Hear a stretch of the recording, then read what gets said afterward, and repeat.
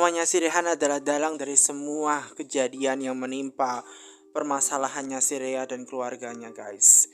Bahkan karena mamanya si Rehan ini juga berusaha untuk mencelakakan mamanya si Rea nih, guys. Karena walau bagaimanapun dia tahu keadaan dulunya mamahnya si Rea ini yang telah membuat si Farah itu bunuh diri di tempat kejadian hal itu, dan menekan dan ngomong tentang hal itu, dan membuat mamanya si Rea ini, guys, sedih, menangis, terbawa kembali dan kematiannya si Farah tersebut, dan merasa sangat bersalah. Dan dia tidak tahu apa yang harus dia lakukan. Mamanya si Farah ini sedih menangisi kematiannya si Farah. Dan kemudian dia pengen bunuh diri nih, guys, karena desakan si mamanya Rehan yang membuat dia harus melakukan hal tersebut. Dia harus bunuh diri, terjun melakukan hal yang sama supaya dimaafkan si Farah. Untunglah di situ ada si Rea beserta teman-temannya yang berusaha untuk mencegah mamanya untuk bunuh diri, agar tidak bunuh diri ya, guys ya. Supaya tidak bunuh diri, di situ pun dia juga teringat, guys, dulunya apa yang telah dia lakukan ke Farah. Dia teringat semuanya, guys. Dia merasa menyesal mamanya si Rea ini. Bahkan dulunya juga mungkin tidak bisa membahagiakan anak-anaknya, dan dia sedih.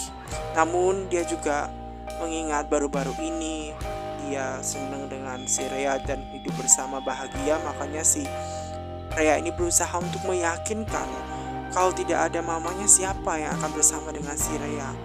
Dan hal tersebut berusaha untuk mamanya ini berusaha untuk meyakinkan si Rea agar tidak bunuh diri nih, guys.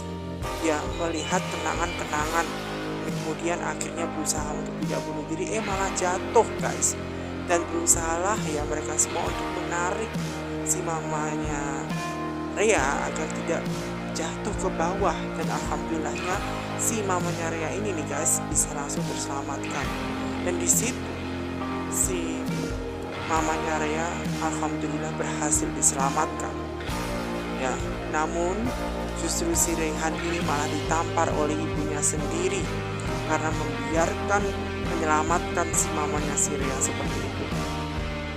Si Rehan tidak habis pikir dengan pemikirannya si mamanya tersebut. Bahkan dia juga kaget, apa benar kecelakaan yang dialami oleh si gadis itu atas ulahnya si mamanya.